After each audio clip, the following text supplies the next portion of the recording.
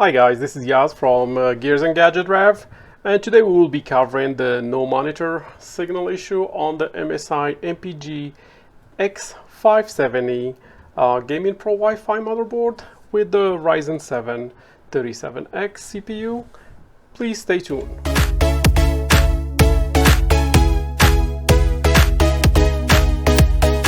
So I recently built a new gaming PC for my son, and I came across an issue where I could not get any signal to my monitor after I assembled the whole PC.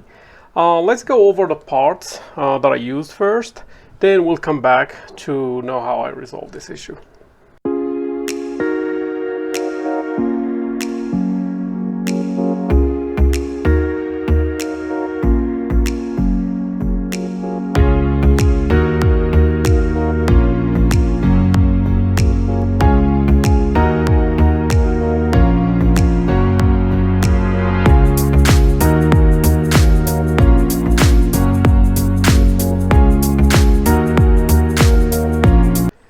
So after I assembled the whole PC, everything was lighting up fine, but there was one red light that was kind of like steady on the motherboard, and I was not able at the time to tell what was causing it to stay like that. So I tried to troubleshoot the issue using the instructions on the MSI website. However, those troubleshooting steps were like kind of too long, and because I assembled the whole PC, I did not want to disassemble everything and start from scratch, because the MSI website was telling me to literally try to first remove one actually memory stick and try to use just one first.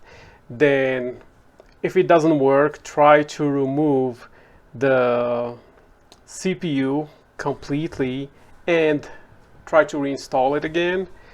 If it doesn't work, try to remove this, that, try this cable, that cable.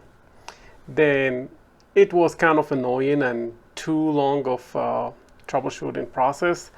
So what I did, I just kept actually googling the issue, and I found a forum where somebody was explaining that the AMD Ryzen 7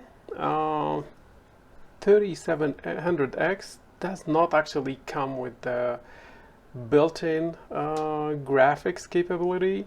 I'm an Intel guy. I had no idea that this exists with the AMD, so I've been building Intel PCs for a while, and most of the Intel PCs that or CPUs that I used on those PCs, they all had the built-in graphics capability.